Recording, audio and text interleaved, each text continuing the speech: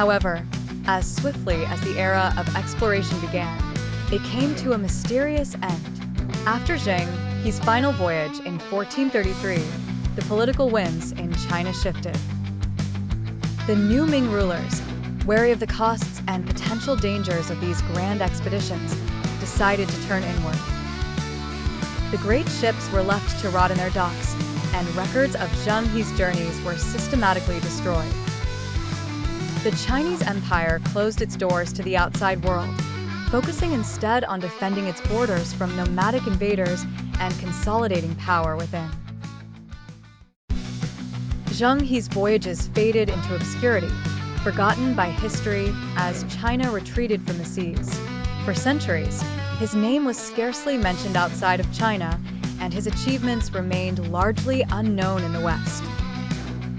Yet, the legacy of his explorations endured in the lands he visited.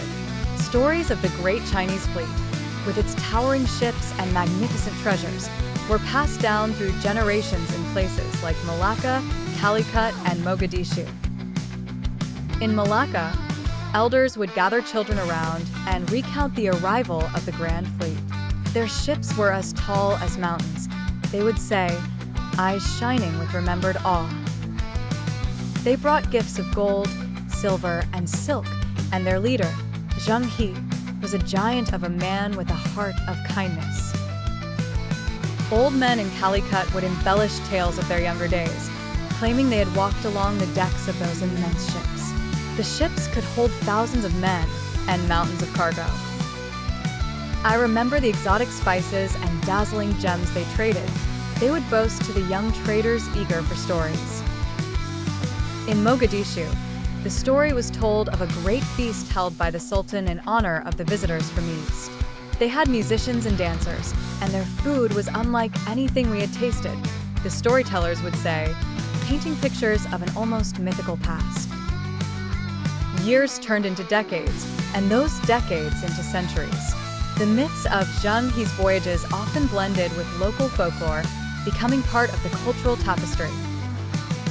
Though official records in China were lost or buried, in these distant lands, the legend of the great navigator lived on.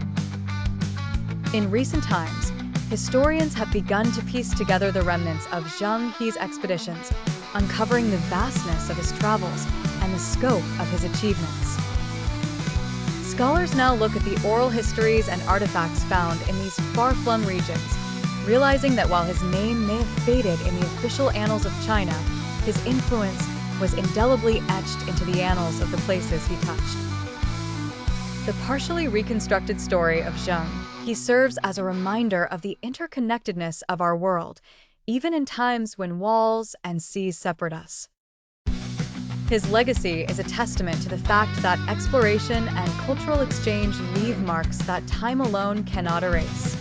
The great Admiral story serves as a testament to what might have been a different kind of global exploration led by cooperation rather than conquest.